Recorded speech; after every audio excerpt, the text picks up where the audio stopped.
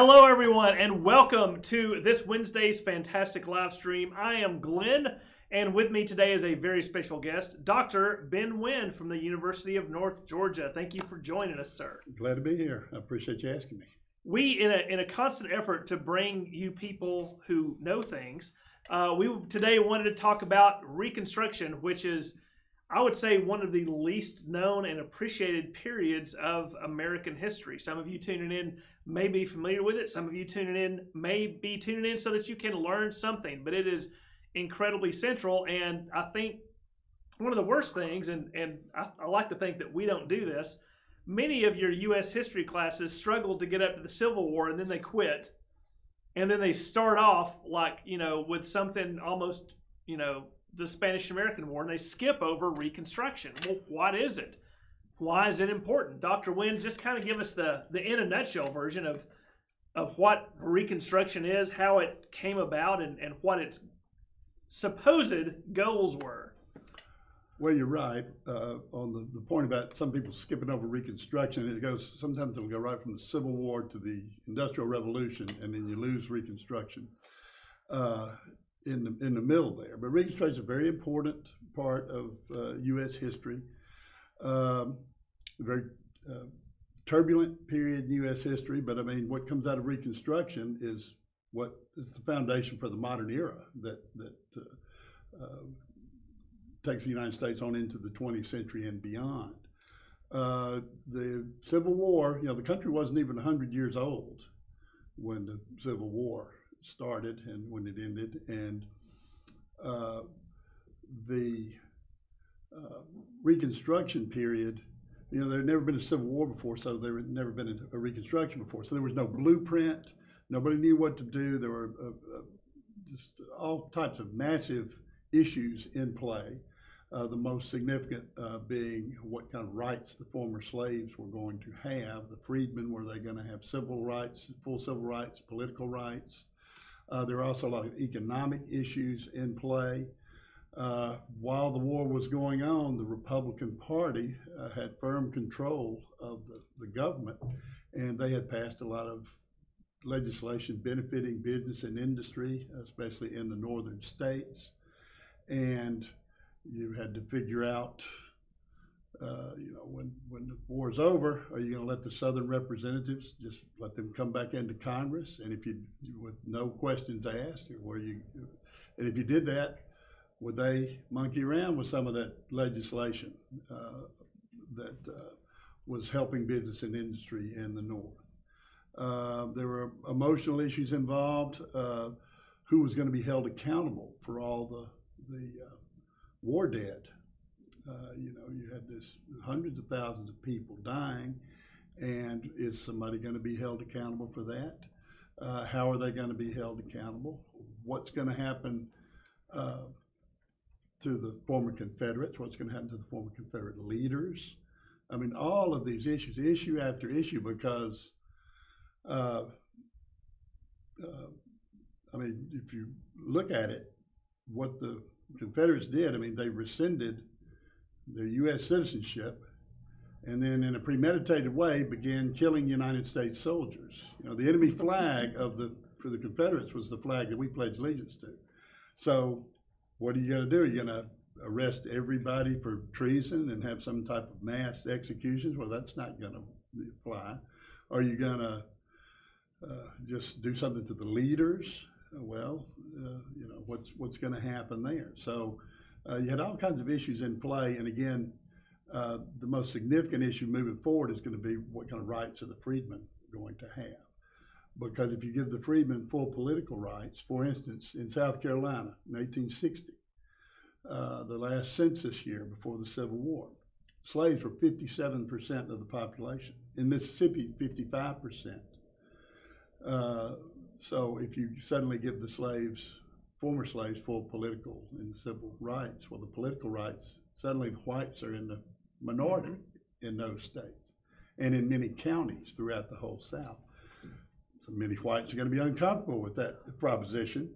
So how's that going to work? Again, you got to figure all of this stuff out before the United States can move forward into the 20th century and just move on into the future. You've got to figure out what's going to happen and how these problems are going to be solved. And again, there was no blueprint for that kind of thing. Well, no, and you're right. And so we have what was it? Was it 4 million recently enslaved people that were suddenly free? Approximately, yeah. Yeah, around 4 million. The North is an economic powerhouse. It's important to remember the South is laid waste, right? The financial structure is non-existent. The industry is all but stripped bare. There's almost about the only thing really left is basic food production, and that's scant. So the South is in incredibly bad shape, socially, economically, even infrastructure-wise. So the North has to also fix all those things, right? But because enfranchisement isn't going to mean anything if there's not a society and a culture in which to exercise the enfranchisement. Right, you're putting half the country back on its feet again, and you want to do that in a way that doesn't cause another civil war in 10 years. You want to. Before the Civil War started, it was almost like different countries were developing, and it all boiled down to the fact that one section of the country had slavery and the other one didn't, because that means you got to have a whole different set of laws governing slavery and those types of things. You have a whole different social system. You have a whole different everything. I mean, the way of life, as the Southerners put it, the way of life was completely different in the states where you had slaves. And you can end slavery, you can have the 13th Amendment, but then you've got to set up some kind of structure where both sections of the country are on the same page on a lot of issues, but the most important issue being, are you going to really give freedom is this the land of the free and the home of the brave? Really going to give freedom to everyone. And, it's going to be a tough kind of thing to negotiate. Well, Lincoln had his ideas on how this would all go down. And then after his assassination, his Vice President Johnson had some ideas. And of course, Congress had its own ideas. And as you said, there's no precedent to determine who has the authority, where the authority derives from. So walk us through a little bit of how those different views clashed and eventually kind of reconciled. Well, Lincoln, he started thinking about Reconstruction, of course, before the Civil War was even over, because before the war was over, you still had U.S. troops occupying some of the southern states. So he began putting his plan together, and part of his plan, of course, was Lincoln, controlling the whole situation. And he had enough political capital where he was probably going to be able to pull that off. I mean, he's the guy that saved the Union. Right. He had just won re-election in 1864. And so he's got a lot of political capital. And he was interested in putting the Union back together as quickly as possible and then working out all the issues instead of putting all the hot button issues at the forefront and predicating a reunion of the two sections of the country on how that all played out. He thought the better course was to reunite both sections of the country, and then together you could talk about all the issues that needed talking about. So he wasn't, he didn't immediately start pushing for voting rights for the freedmen, the true hot button issue. Right. He wanted to put the two sections of the country back together, and then you start talking about all of that kind of thing. His plan was viewed, if you want to view it from the Southern perspective, pretty lenient. He's going to offer basically almost everybody that was involved in the Confederate effort and the war effort, give them a pass, and a few high-ranking leaders of the Confederacy were going to be exempt from this, but everybody else was going to get an amnesty, which is pretty generous, all things considered. Okay, it's pretty good for treason. Yeah, right? Yeah, because again, people say North and South and Union and Confederate, but for the Confederates, the enemy was the United States of America. Okay, And that's what the Confederates had tried to disrupt, the United States of America. And basically Lincoln was going to let everybody off the hook, or almost everybody. He had a plan to, give this amnesty out, and as hundreds and then thousands of Southerners came in to take the oath of allegiance and get the amnesty. He was going to let them start setting up their state governments, which meant drawing up a new constitution, electing provisional officers, all the things you need to do to organize your state politically. And it was going to allow basically for home rule there. And then, of course, Lincoln's plan is ended by John Wilkes Booth in April of 1865. And you got a new man that comes in, Andrew Johnson, who did not have the political capital that Lincoln had. Andrew Johnson was put on the ticket with Lincoln in 1864, basically because Johnson was from Tennessee. He had been a Unionist before the war, so he had been against secession. And in 1864, Lincoln and Johnson ran as sort of symbolic to have this Southerner on the ticket, a symbol of kind of reunion of the two sections of the country. But of course, nobody knew Lincoln was going to get killed. And if people knew that Lincoln was going to be assassinated and Johnson would then become president, he probably would not have been vice president, because he had, I'll try to be charitable to Andrew Johnson, but he had some problems. It's amazing he got that far in politics. He had a big chip on his shoulder. He had grown up poor, and he had some kind of major issues with that. He had a drinking problem. There are a lot of stories about erratic behavior of Andrew Johnson. And again, he just couldn't make friends easily. And plus, he's in the shadow of Lincoln, the martyred president. I mean, who's going to follow that? Even if you have all your wits about you, and even if you're a pristine person, you're still not going to live up to the image anyway, especially in the North. Lincoln is seen as the martyred president, last casualty of the Civil War, however you want to put it, And so at that point, Johnson has his own plan. He wants to continue he wants presidential Reconstruction to continue, meaning the president being in charge of the effort. And his plan is similar to Lincoln's, very lenient, but one thing you can kind of tell what kind of person Johnson was. He offered the amnesty to all the former Confederates, with the exception of the wealthier, the people that were in the wealthy planter class. If you were in that wealthy planter class, you had to apply. You couldn't get the general amnesty. You had to apply to him for a personal presidential pardon.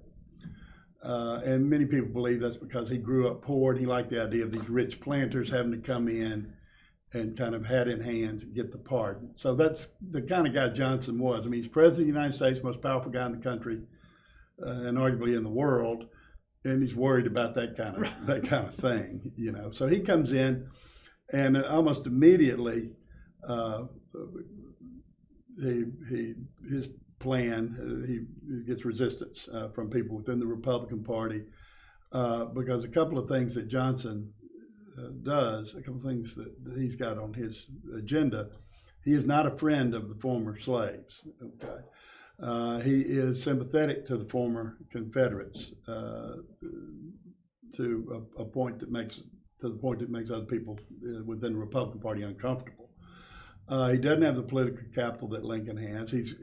And he allows things to happen.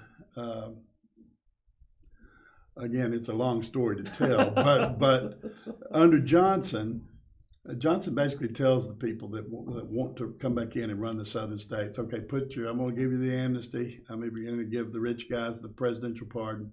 Go ahead and put your states together. Don't worry about political rights for the former slaves. I'm not going to bother you on that. Mm-hmm. You go ahead and we're going to let you run your own affairs. And, after all, I am a fellow Southerner. I am a Tennessee, and I know what's what, down in I know what's best. I know what's best, and wink and a nod, So very quickly, the people that want to run these southern states, they understand that this isn't easy, that they're getting off easy. They started reorganizing very quickly. They started having elections for provisional officers. You got a lot of former Confederates that become governors and provisional governors and lieutenant governors, and then they're in the state legislatures before the states are readmitted to the Union, but as they try to organize. And one of the key things that happens under Johnson is these state legislatures begin passing laws called black codes. And the black codes are designed to regulate the activities of the former slaves and keep them in a subordinate position. For instance, the black codes, most of them include some type of vagrancy provision, what they call the vagrancy provision or vagrancy law. And the way that worked, if you didn't have a job and didn't have any prospects, they would deem you a vagrant. And they would arrest you for that. And they'd put you in jail until you could pay a fine. Well, obviously you couldn't pay the fine because you don't have any money because you don't have a job. So what they would do is they would arrest former slaves, put them in jail, and now the former slaves are stuck in jail. They can't pay the fine, they can't get out of jail. But the way the law read, if you couldn't pay the fine, someone else was allowed to pay the fine for you, and you could get out of jail. But if that happened, you had to sign a contract that said you would work for that person for no pay for an extended period of time to, quote, pay off the debt.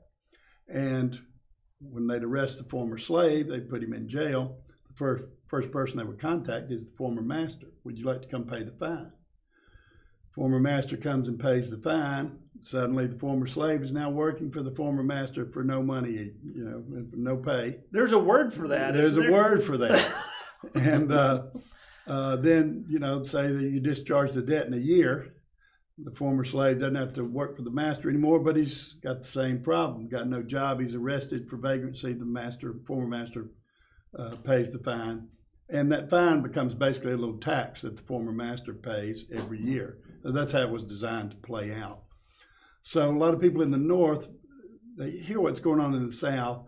They don't like the idea of former Confederates running the show in these southern states again, being elected to high office. They say, hey, a couple of years ago, these people were killing our soldiers, and now you're letting them, not only letting them off the hook, but letting them run these southern states again. And you're letting them put slavery back in place, even though they're not calling it that. And the whole war was fought over the fact that, this one section of the country had slavery and the other one didn't. So, why did we have this war in the first place? Why all these Union soldiers that died? What did they die for? So people in the North start getting angry. And in 1866, they have off-year elections, and they elect more people, more Republicans who have sort of a stronger idea of what should happen to the Southerners, and they want the Southerners held accountable to a greater degree. And that's the beginning of the end for Andrew Johnson, because they seat the 1866 Congress, and the 1866 Congress, they began passing legislation like a Civil Rights Act. Mm-hmm. They passed legislation to broaden the Freedmen's Bureau, to do different things to help the former slaves get back on their feet. Johnson vetoes that legislation. The vetoes are overridden. In fact, I believe that's the first instance where Congress overrode a veto in the history of the United States. They tried to impeach Andrew Johnson and get him out of the way, and he is impeached, but he's not convicted. He misses conviction by one vote. So he stays, but he has no political capital and basically becomes a lame duck. Congress takes over the Reconstruction effort, and there's a new sheriff in town now, so new rules. And one thing that under congressional Reconstruction, they're going to pay particular attention to giving the former slaves the right to vote. And the former slaves are, for a short time, going to be part of a short-lived Republican Party in the South. And that will include former slaves as one of the constituents, native Southern whites who were sympathetic to the Reconstruction effort, and people that were later deemed carpetbaggers, people from the North who came in to help with the Freedmen's Bureau and things of that nature. They're going to be part of the Republican constituency, but the former slaves are going to be the biggest voting bloc within that. And that's when you're going to start getting a lot of pushback in the South. That's when the Klan, the Ku Klux Klan, is going to start to do its thing. That's when Southern politicians are going to begin playing racial politics and organizing what were then called white men's clubs to sort of push back and strengthen the Democratic Party in the South, weaken the Republican Party in the South. And eventually that they win out, and the Republicans, they run off the Republicans, and over time the former slaves and their progeny will lose the right to vote in large numbers, and they'll basically, the South is successful in turning back the clock. I mean, it takes a while, but that's what happens, because segregation, Jim Crow, becomes the law of the land in the South, and segregation is just a different form of slavery, and there you have it. Well, and one thing too, as far as the economics go, I have to take a break and say it looks like we've met our yearly goal for our monthly goal for our donations, right, Libba? That's right. Thank you so much to Gene and to Sue, who got us over our monthly donation goal. Oh, fantastic. And just want to make sure we didn't miss anyone else. Thank you so much. So if you would like to help us even exceed further our donation goal, there is a link in the chat. So I do believe that was Gene and Sue. Oh, and Roseanne. Thank you so much, Roseanne. Yeah, that's so. Yeah, you see how we keep these things going. Gene, Sue, and Roseanne. All right. So Congress is in charge. They start passing a lot of laws that are enabling former slaves to actually hold public office, because, as you pointed out, there are majorities of black voters in a lot of states and a lot of local areas. So, roughly speaking, in that 66 to 68 time frame, you have the Republicans very successful in the South. You have state legislatures in the South that are hugely represented by African American members of those state legislatures. There's even some African Americans that make it into the U.S. House of Representatives. Looks like Reconstruction might be working, actually, might be achieving what folks were trying to accomplish.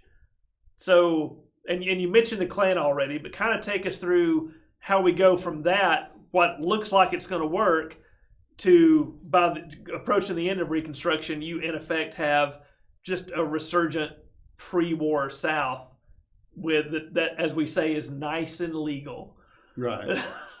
Well, right, you're exactly right. They I believe there were 20 African American members of the House of Representatives, 22, something like that. There were two senators. I was going to say there's a couple of senators. A guy named Hiram Revels was the first African American to serve in the U.S. Senate. He served from Mississippi, and ironically, he served in the seat that was formerly occupied by Jefferson Davis, which again, that rubbed some people the wrong way. So yeah, you had emerging, you had a political infrastructure that was looking fairly democratic, not Democratic Party, but as in democracy. Lowercase d, right. Because you had African American representation in the state legislatures. You never really had African Americans dominating any of the southern state legislatures, but they had significant representation, enough to be a factor and a force. You never had any African American governors. I don't believe you had any African American lieutenant governors.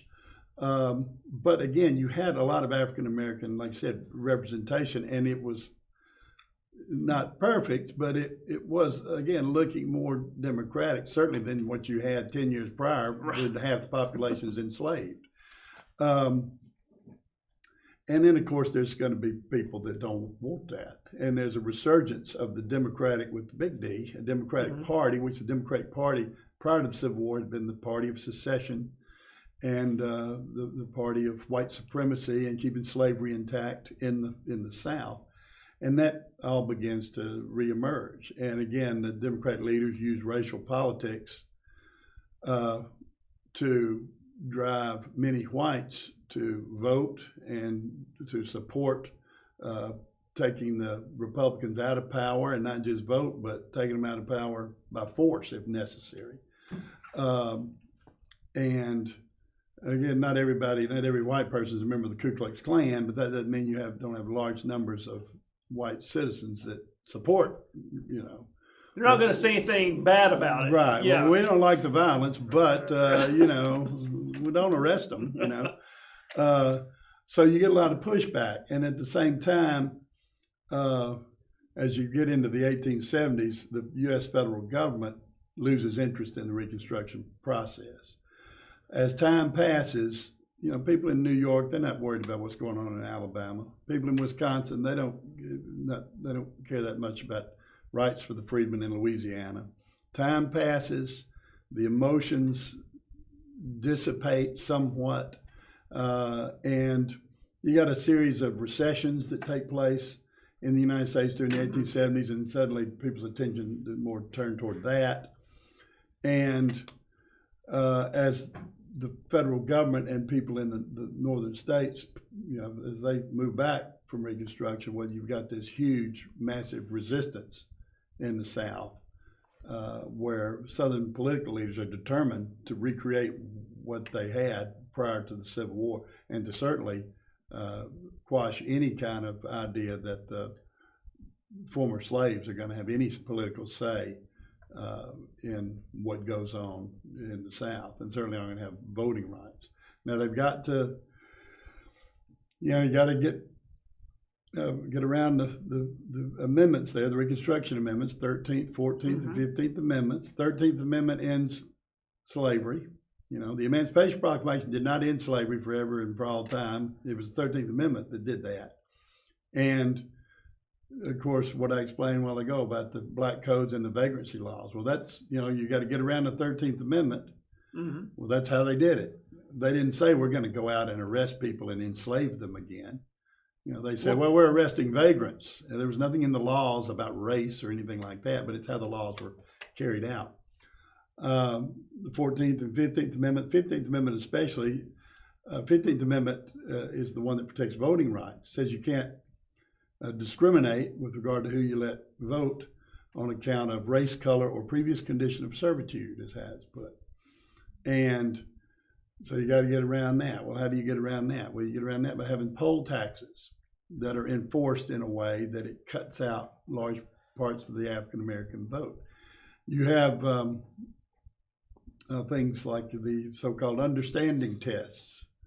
You have to be able to read and interpret a section of your state constitution in order to be able to register to vote.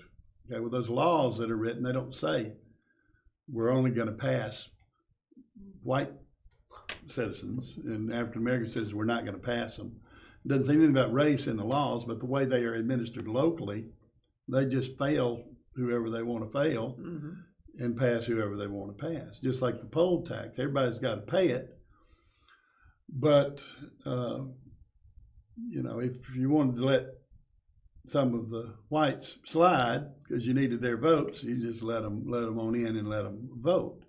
And so you put up barriers. It's called voter suppression. You put up barriers to voting if you don't want a certain group voting, and that's what they did. And they took great pains to get around those Reconstruction Amendments that were, like the 14th Amendment, supposed to provide for equal protection under the law to all U.S. citizens. Well, you know, they had to get around that one.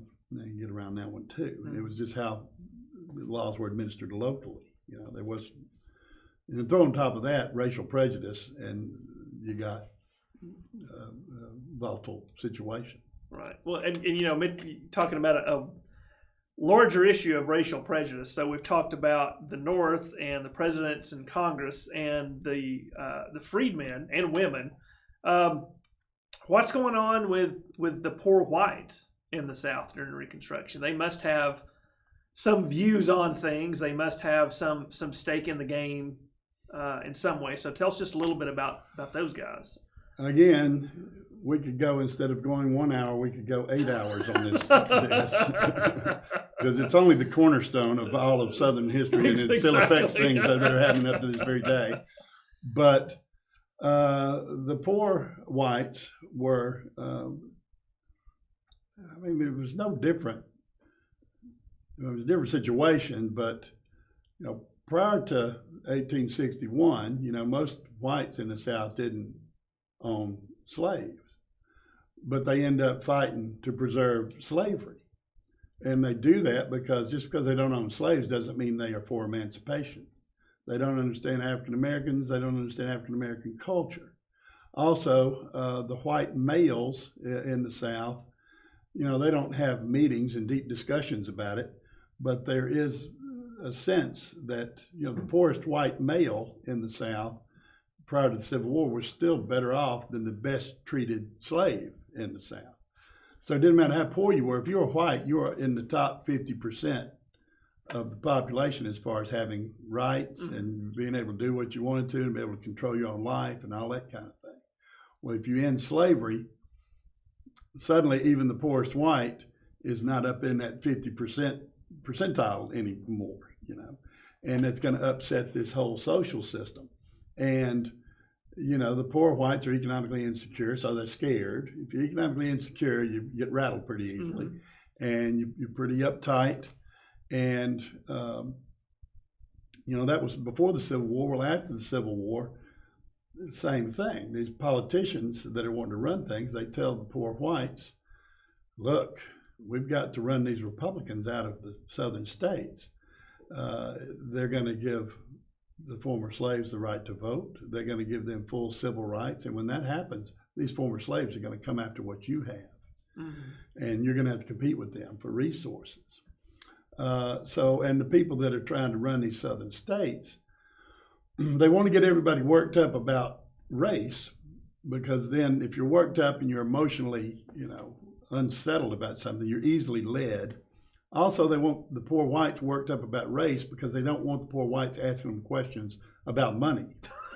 Right.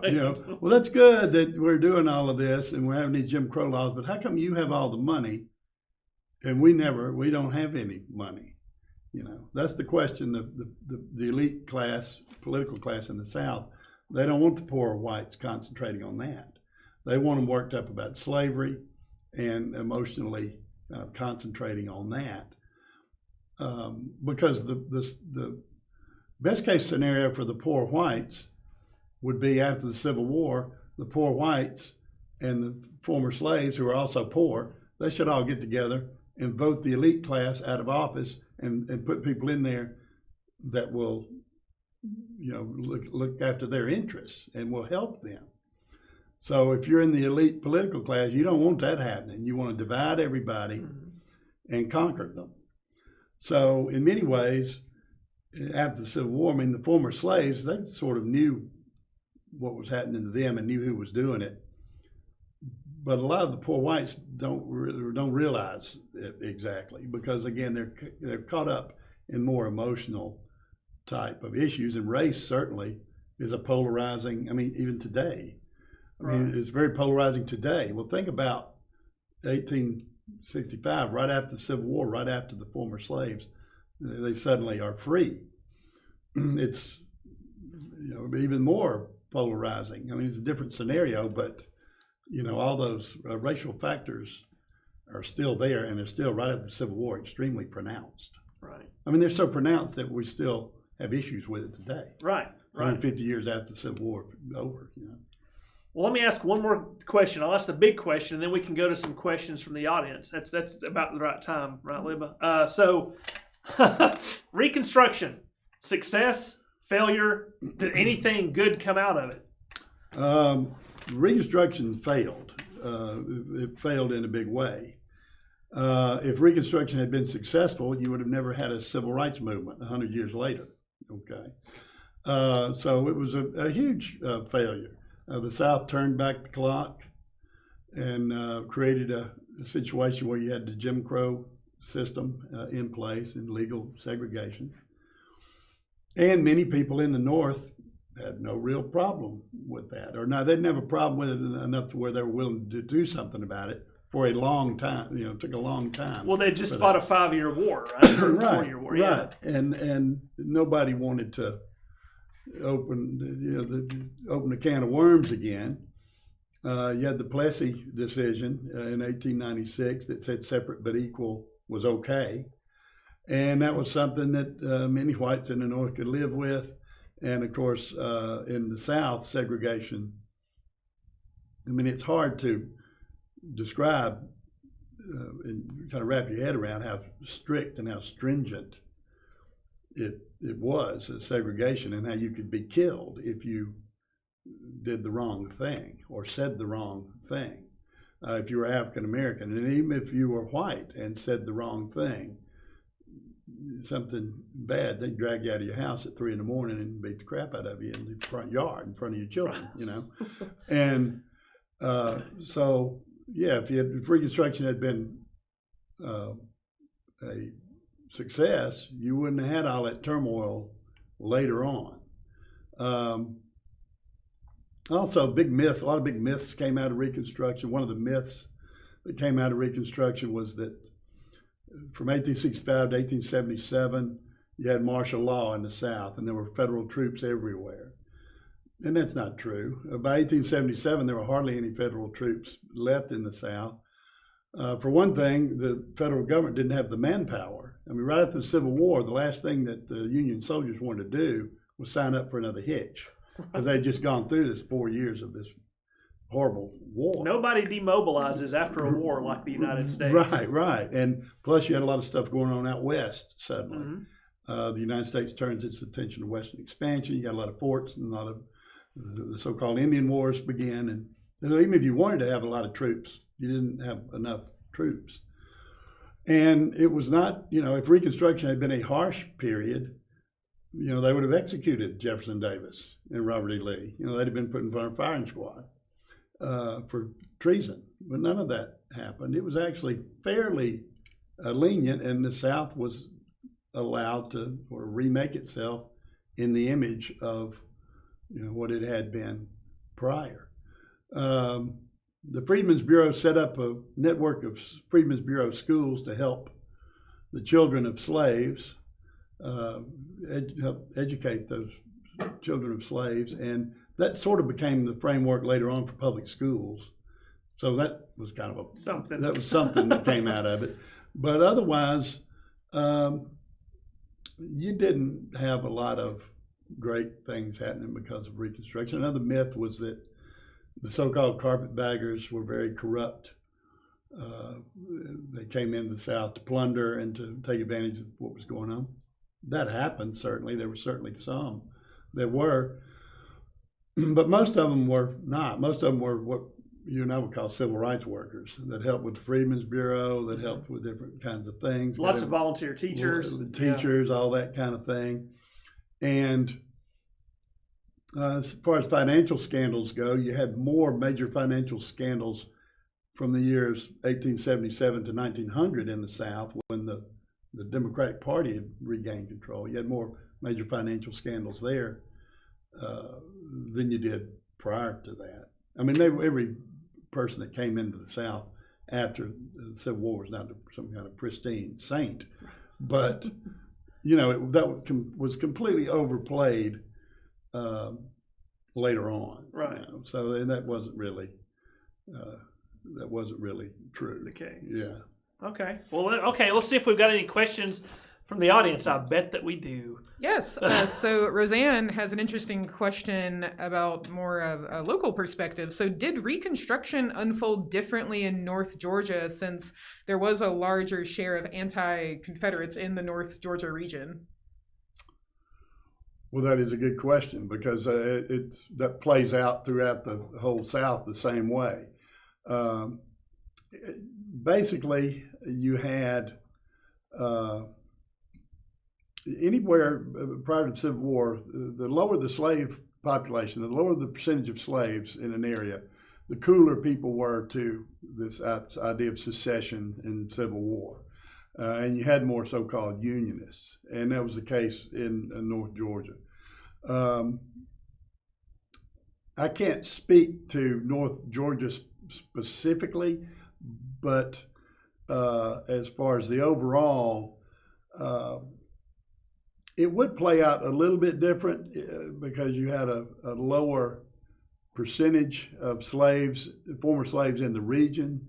So you would assume that these issues were not quite as big of a hot button issue as they were in other places.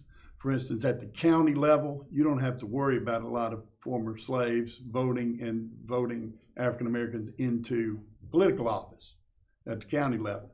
But now at the state level, you know, the white population in these so-called areas that were so-called more unionist before the war and cool to the whole Confederate thing, you know, they would pretty much toe the line. They'd become members of the Democratic Party, and they would not, most of them would not look favorably on the idea of large numbers of African Americans voting. Because if you had that, yeah, in your county, you might have more white office holders, but, you know, in your state, at the state level, you might not. You know, they would turn out to be loyal to Democrats and would go along with the program. Yeah, I want to, if I'm remembering correctly, I think the slave population in Hall County in the 1860 census was only about 10%, which is not like, you know, the 50 and 60% other Right. places. So even if you had universal open arm enfranchisement in Hall County after the war, there's simply not going to be a big enough voting bloc to really start to change things, and it may not need to change anyway, like you say, because it's the area doesn't depend upon slavery as much as other areas do. East Tennessee was actually a hotbed for Unionists, and the Confederate armies, when they would move through East Tennessee, they had to be on the lookout for snipers, That's right. civilian snipers. I mean, they were kind of hostile. So you had pockets of resistance there. But in the end, when you're talking about large numbers of African Americans being given the right to vote in the state of Georgia, you can't, you know, obviously group all whites didn't think the same thing all the time, but you're going to have a hard sell on that to the white population, no matter where it is. Our next question comes from Joe. Joe says, you mentioned how race is still a salient issue in America today. Do you have a lot of African American students in your history courses, and do you find contemporary issues like the protests and riots over the last year reflected in class discussions? Do you think contemporary politics are useful in thinking about the past, or no? Well, boy, that's a good question right there. Again, that's another question. We need another 3 hours. Yeah. No doubt. Where I teach at the University of North Georgia, we have a small but growing African American population. So I usually have at least out of a class of 30, I will usually have anywhere from 1 to 5 African American students, depending on the class.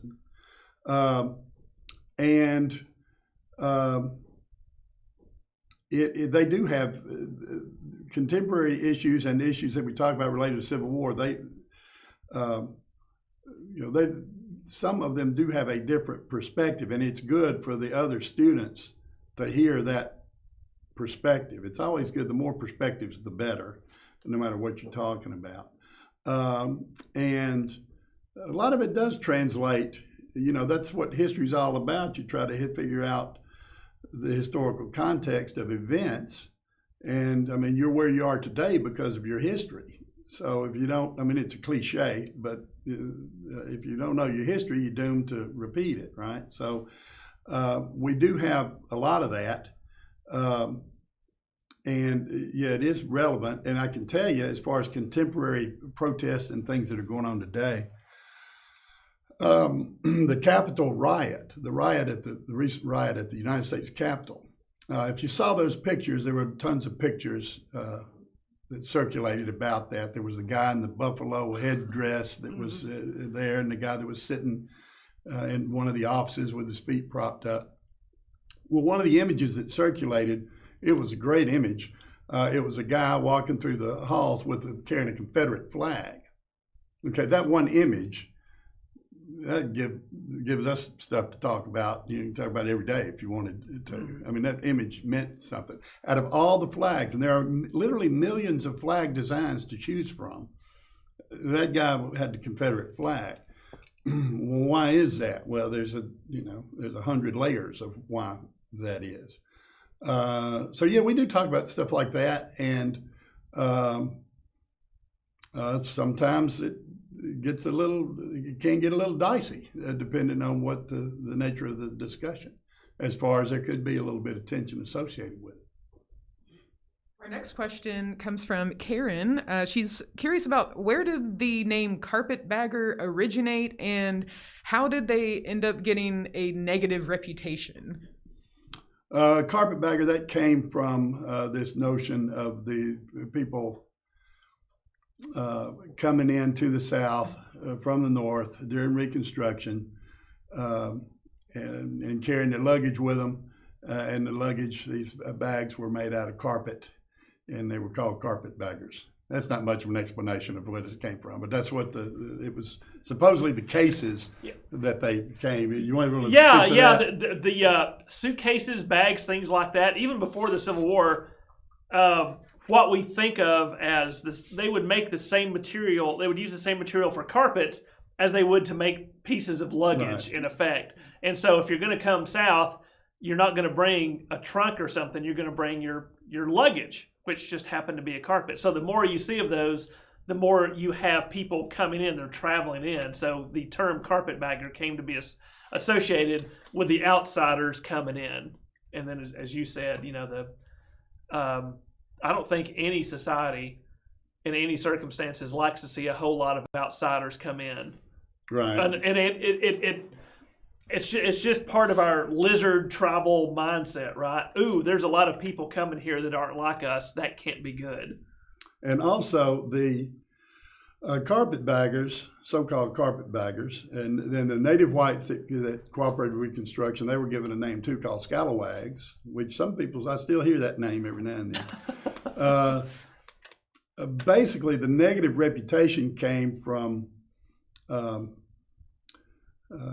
try to be as succinct as possible, but during the 1870s, the Democratic Party, which again was the party of white supremacy, was trying to wrest control of the southern states from the Republicans.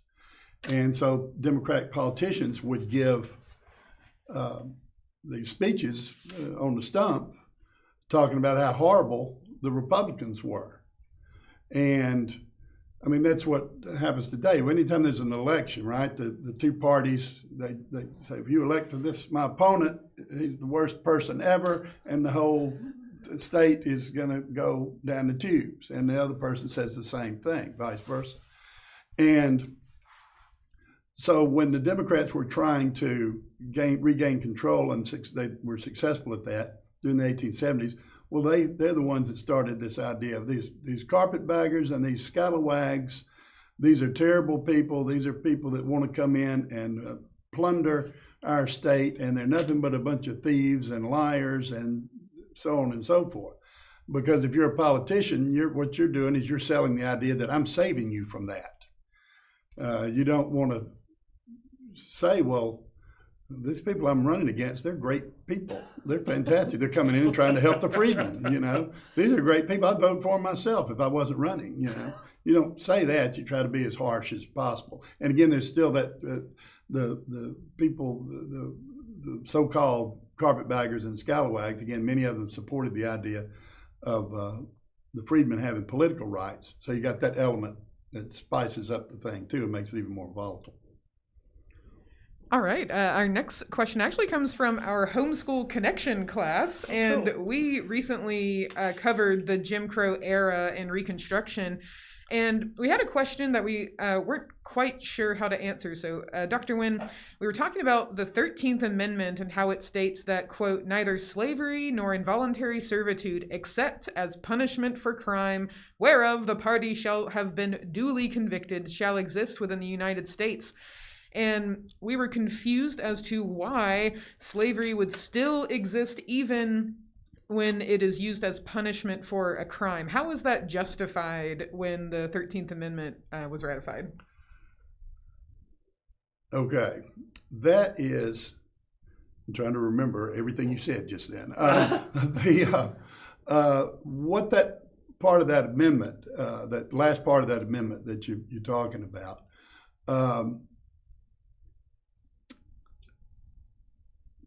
it kind of depends how you want to define slavery. If you want to define slavery as an incarceration, you're stripped of your rights, and you are forced to live here and do this and do that and follow this regiment every day that is not under your control. And that's what happens to convicts, So what they're saying, I mean, I'm not a lawyer, but what they're saying is that you can't take away people's rights unless they have done something wrong and unless they are duly convicted of that. And I mean, because that's what you do with people that you put in jail, you take away their rights. So what they're saying is, in general, there's not going to be any slavery, involuntary servitude, whatever you're talking about, however you want to define that, unless a person is convicted of a crime, in which case you can take away their rights. I see. Thank you for clearing that up. Yes. And I think we'll take one more question today. And Karen asks, as a professor, do you find that more or fewer students are interested in learning history these days? Or perhaps over your career, have you noticed an increase or an unfortunate decrease? What's it been like? Well, that's a good question as well. I find that, I mean, it just depends on the class and depends on the individual interest of the students. We have a lot of people that are interested in history. We have a whole lot of people in the classes that all they want to know is what's going to be on the test, okay? Some people, I mean, what I try to do, I can't speak for everybody, but what I try to do is try to get some of the people that maybe aren't as interested, I try to get them interested by hook or by crook, however I have to do it. And sometimes it works and sometimes it doesn't. But I don't think that, I've been doing this for a long time and I don't see any drop off or any increase that much. I find though that you can get more students interested if you are able to connect things that happened 100 or 150 years ago or 200 years ago to things that are happening now. If they feel it is relevant to something that's happening now, you can get more people to listen. But now, that's not saying, again, there's a lot of people not interested in anything but getting the grade, But that's the same thing. If you put me in a chemistry class, that's what I'd be saying. What's going to be on the test, So it's not just history, but we do our best. Is all I can tell you. And he won't say this out loud, but I can tell you that Dr. Wynne is one of the best that there is out there. I never had a class with him, but I've thought about putting on a false 20-year-old mustache and seeing if I couldn't sneak into one. Just to checks in the mail. Okay, Thank you for that. All right, folks, that is unfortunately all we have time for. I want to thank you, Dr. Wynne, for agreeing to be with us. This was a fascinating topic. Again, just in a nutshell, there's a lot more. You can go out there, you can research. Heaven help me, the Wikipedia page ain't too bad, but there's also a lot of great books. I want to thank all of our donors that allowed us to exceed our monthly goal for donations. Thank you so much. You're what helps keep all of these programs moving forward and possible. So until we see you next time, we hope all of you stay safe and take care.